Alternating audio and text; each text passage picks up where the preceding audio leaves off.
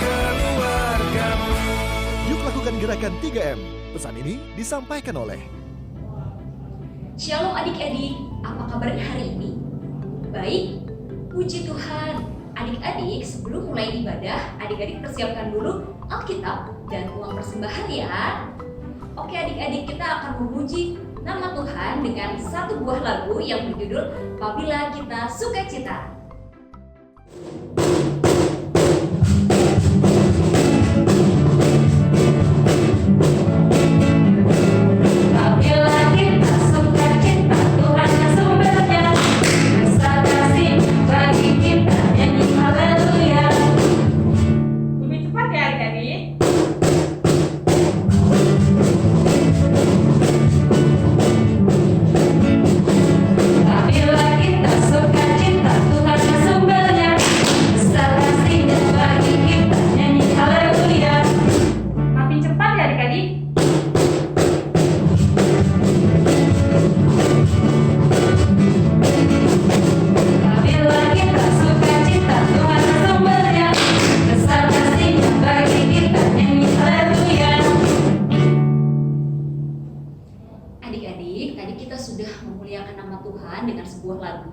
Sekarang kita akan masuk dalam pemberitaan firman Tuhan. Kita mau mendengarkan cerita. Sebelum itu mari kita satukan hati, kita berdoa. Ya Tuhan Allah Bapa yang bertahta dalam kerajaan surga, terima kasih ya Tuhan karena Engkau sudah membangunkan kami di pagi hari ini. Ya Tuhan, sebentar kami akan mendengarkan cerita tentang firman Tuhan. Kiranya Tuhan mau diamkan suara-suara lain dalam hati dan pikiran kami, agar kami boleh mendengarkan firman Tuhan dengan baik. Terima kasih ya Tuhan, hanya di dalam nama-Mu saja kami sudah berdoa dan mengucap syukur. Amin. Oke adik-adik, sekarang kita akan membaca firman Tuhan. Kita buka Alkitabnya dari Matius pasal 20 ayat 1 sampai 16. Matius 20 ayat 1 sampai 16. Kita bangkit berdiri untuk membaca firman Tuhan. Kita baca bersama-sama ya. Perumpamaan tentang orang-orang upahan di kebun anggur. Adapun hal kerajaan sorga sama seperti seorang tuan rumah yang pagi-pagi benar keluar mencari pekerja-pekerja untuk kebun anggurnya. Setelah ia sepakat dengan pekerja-pekerja itu mengenai upah sedinar sehari, ia menyuruh ke kebun anggurnya. Kira-kira pukul 9 pagi, ia keluar pula dan dilihatnya ada lagi orang-orang lain menganggur di pasar. Katanya kepada mereka, "Pergi jugalah kamu ke kebun anggurku, dan apa yang pantas akan kuberikan kepadamu." Dan mereka pun pergi. Kira-kira pukul 12 dan pukul 3 petang, ia keluar pula dan melakukan sama seperti tadi. Kira-kira pukul 5 petang, ia keluar lagi dan mendapati orang-orang lain pula. Lalu katanya kepada mereka, "Mengapa kamu menganggur saja di sini sepanjang hari?" Kata mereka kepadanya, "Karena tidak ada orang mengupah kami." Katanya kepada mereka, "Pergi jugalah kamu ke kebun anggurku." Ketika hari malam, tuan itu berkata kepada mandurnya, "Panggillah pekerja-pekerja itu dan bayarkan upah mereka, mulai dengan mereka yang masuk terakhir hingga mereka yang masuk terdahulu." Maka datanglah mereka yang mulai bekerja kira-kira pukul 5 dan mereka menerima masing-masing 1 dinar. Kemudian datanglah mereka yang masuk terdahulu.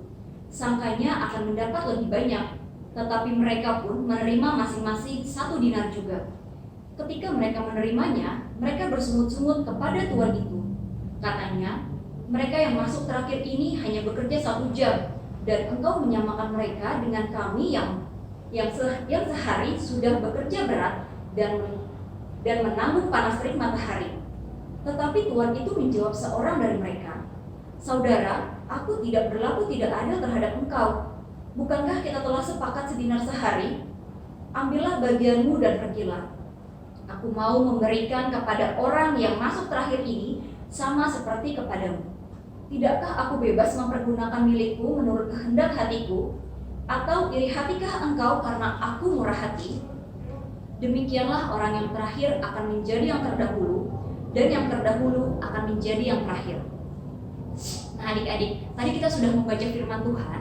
Adik-adik tahu nggak? Sebenarnya bacaan yang tadi kita baca dari Matius 20 ayat 1 sampai 16 merupakan jawaban Tuhan Yesus atas pertanyaan salah satu muridnya, yaitu Simon Petrus. Simon Petrus bertanya kepada Tuhan Yesus, "Tuhan, upah apa yang aku dapat dengan mengikut Engkau?" Nah adik-adik, Tuhan Yesus menjawabnya dengan perumpamaan ini. Sudah siap untuk mendengar ceritanya? Kalau begitu, adik-adik boleh duduk untuk mendengarkan cerita hari ini.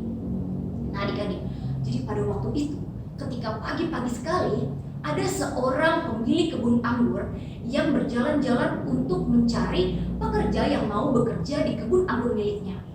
Ketika beberapa orang sudah bertemu dengannya, mereka bersepakat bahwa upah untuk bekerja di kebun anggur tersebut seharinya adalah 1 dinar. Nah adik-adik tahu nggak, 1 dinar itu bisa seharga 1 ekor domba loh pada saat itu.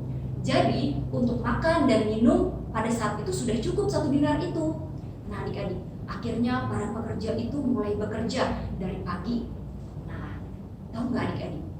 Ketika pada pukul 9 pagi, lalu ketika pada pukul 12 siang, dan pada pukul 3 sore dan pukul 5 sore, sang pemilik kebun anggur tersebut berjalan-jalan ke pasar.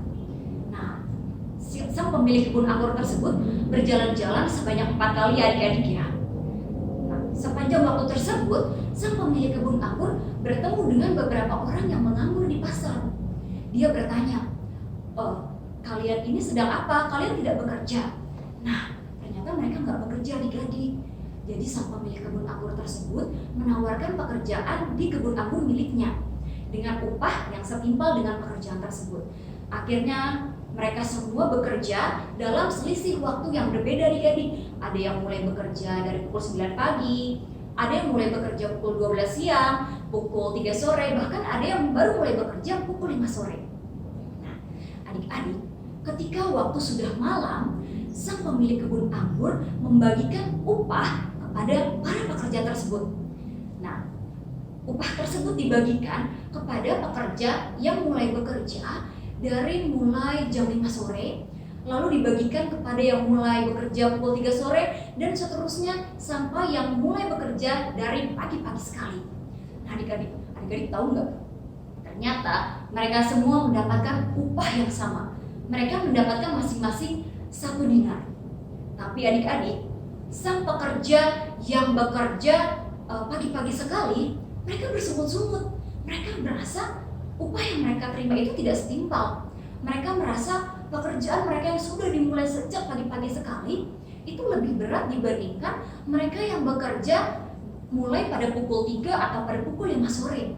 Mereka merasa itu tidak adil. Akhirnya adik-adik, para pekerja yang bekerja pagi-pagi tersebut, mereka protes ke sang pemilik kebun anggur. Mereka bilang, "Loh, kok upahku sama sih seperti mereka yang bekerjanya cuma beberapa jam aja? Padahal kan pekerjaanku lebih berat." Adik-adik tahu nggak apa jawaban dari sang pemilik kebun anggur tersebut? Sang pemilik kebun anggur tersebut bilang, "Loh, bukannya kita sudah sepakat kalau dalam 1 hari kita akan mendapatkan upah 1 dinar. Dan tahu nggak adik-adik, ternyata sang pemilik kebun anggur tersebut juga kurang suka sama para pekerja yang bekerja pagi-pagi sekali tersebut, karena mereka punya sifat iri hati. Mereka tidak mau bersyukur atas apa yang mereka sudah terima. Bahkan adik-adik, sang pemilik kebun anggur tersebut juga berkata, "Bukankah kalian bisa bekerja di sini atas kemurahan hati dari aku saja?" Nah adik-adik, jadi cerita tentang perumpamaan orang-orang yang bekerja di kebun anggur tersebut adalah perumpamaan dari Tuhan Yesus terhadap murid-muridnya. Murid-murid Tuhan Yesus diumpamakan sebagai para pekerja di kebun anggur tersebut. Sama seperti halnya kita juga, perumpamaan tersebut berlaku untuk kita adik-adik. Jadi sebenarnya kita itu dipanggil sama Tuhan untuk menjadi pengikut Tuhan itu bukan karena kemauan kita sendiri, melainkan atas kemurahan Tuhan. Nah, sama seperti para pekerja di kebun anggur tersebut, mereka bisa bekerja di situ bukan atas kehendak mereka sendiri, tapi atas kemurahan hati sang pemilik kebun anggur sehingga mereka mau bekerja di kebun anggur tersebut. Adik-adik, sama seperti halnya di kehidupan kita juga ya adik-adik. Tuhan sudah memberikan banyak murahan di hidup kita. Tuhan sudah memberikan banyak berkat di keluarga kita. Kita juga sudah diberikan kemampuan yang baik oleh Tuhan. Bahkan bakat yang adik-adik punya, yang adik-adik terima, tidak lain tidak bukan merupakan kemurahan hati dari Tuhan Yesus. Jadi adik-adik, kalau adik-adik punya bakat di bidang tertentu, adik-adik tidak boleh sombong. Adik-adik justru harus mengembangkan bakat adik-adik, dan boleh juga adik-adik mengajarkan kepada teman adik-adik yang belum bisa. Nah, adik-adik, seperti contoh lainnya, misalnya nih adik-adik, di sekolah adik-adik ada temannya yang mendapat nilai lebih tinggi dibandingkan adik-adik. Wah, adik-adik perasaannya gimana ya? Ketika ulangan ada teman yang dapat nilai 100 dan dia cuma satu-satunya yang dapat nilai 100. Perasaan adik-adik itu seharusnya adik-adik gak perlu merasa iri, adik-adik gak perlu merasa rendah diri, karena justru sebaliknya adik-adik harus menjadikan teman adik-adik itu sebagai motivasi untuk mendapat nilai yang lebih baik lagi. Dan sebaliknya juga adik-adik, kalau misalnya nih adik-adik yang mendapat nilai paling tinggi, adik-adik tidak perlu merasa sombong, adik-adik tidak perlu merasa diri adik-adik lebih tinggi dibandingkan teman-teman yang lain. Karena ingat adik-adik, kepintaran, kecerdasan, bakat yang adik-adik miliki itu hanya datang atas kemurahan hati dari Tuhan Yesus saja. Karena Tuhan Yesus yang sudah bermurah hati atas kehidupan kita semua, maka Tuhan Yesus mau hidup kita bermanfaat dan berguna bagi orang lain. Amin adik-adik.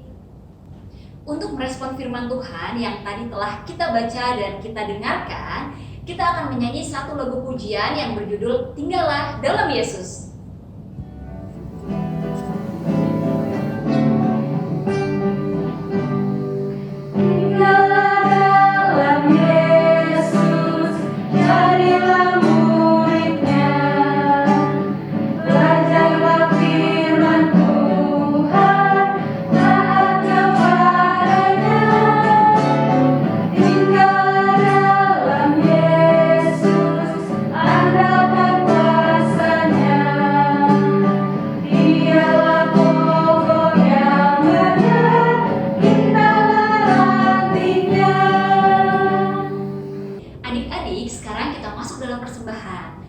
Adik-adik siapkan persembahannya ya. Dan untuk mengiringi persembahan kita akan menyanyikan lagu Tanganku Hendak Kupakai.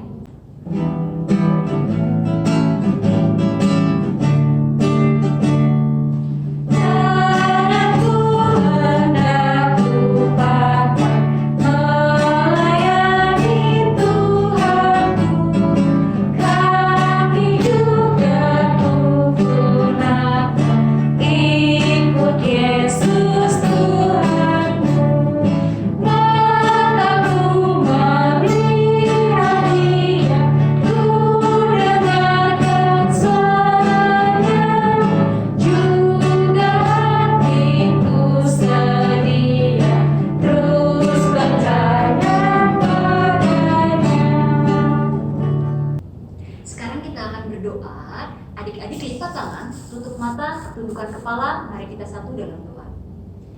Ya Tuhan, Allah Bapa yang bertahta dalam kerajaan surga, terima kasih ya Tuhan karena Engkau sudah memberkati firman yang kami baca dan kami renungkan pada hari ini. Kiranya ya Tuhan, firman yang telah kami dengar boleh menjadi pelita bagi kehidupan kami sehari-hari. Tuhan, dalam rangkaian doa syafaat ini, kami juga mau berdoa untuk bangsa dan negara kami. Kiranya Tuhan mau berkati bangsa dan negara kami, agar situasi semakin baik ya Tuhan, dan COVID-19 boleh cepat berlalu. Tuhan Yesus, kami juga mau berdoa untuk gereja-gereja, terutama gereja GPIB Pengharapan Cibinong ya Tuhan, agar kiranya pelayanan kami boleh hanya menjadi baik di mata-Mu saja ya Tuhan. Tuhan Yesus, kami juga mau berdoa untuk teman-teman kami yang berulang tahun, kiranya Tuhan mau berkati di usia mereka yang baru, agar mereka boleh bertumbuh semakin baik lagi. Dan Tuhan Yesus, kami juga mau berdoa untuk teman-teman kami yang sakit, kiranya Tuhan mau jamah obat-obatan, makanan, minuman yang mereka konsumsi, agar mereka boleh kembali lekas sembuh ya Tuhan. Tuhan Yesus, kami juga mau berdoa untuk keluarga kami, untuk papa mama, opa oma, kakak adik, dan semua saudara-saudara kami ya Tuhan, agar kiranya Tuhan mau memberkati kehidupan mereka satu demi satu. Terima kasih ya Tuhan Yesus, kami juga mau berdoa untuk kakak layan. Kiranya ya Tuhan, Engkau mau memberkati kakak layan agar mereka boleh melayani Engkau setiap minggunya dengan lebih baik lagi.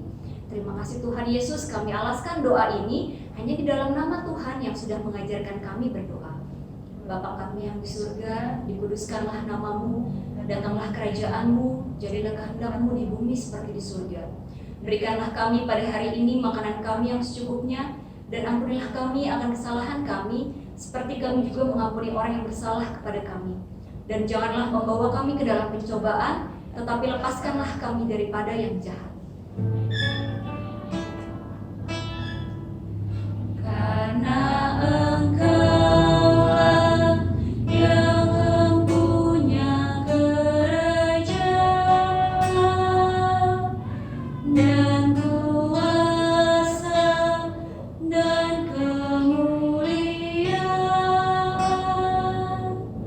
sampai selama-lamanya.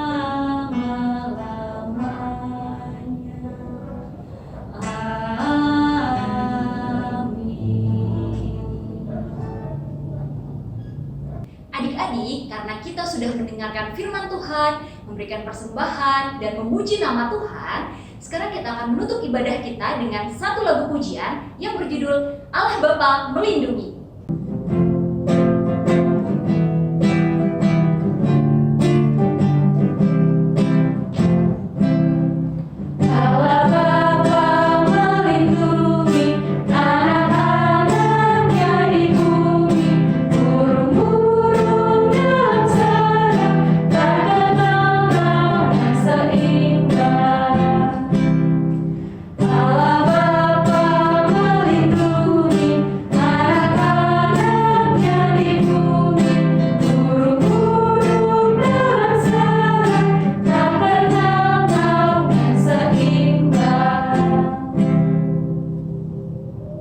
Adik-adik masih tetap berdiri ya. Kita mau mendoakan ibadah kita ini dalam doa penutup. Mari adik-adik lipat tangan, tutup mata, tundukkan kepala. Mari kita satu dalam doa. Ya Tuhan, terima kasih karena Engkau sudah memberkati seluruh ibadah kami dari awal, pertengahan hingga akhirnya. Tuhan, kiranya ibadah kami boleh menjadi berkat bagi kehidupan kami dan boleh menjadi baik di mata-Mu. Terima kasih ya Tuhan. Bapa, terima kasih. Bapa, terima kasih. Bapa, terima kasih.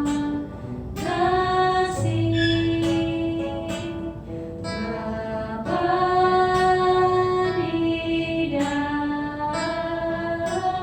surga,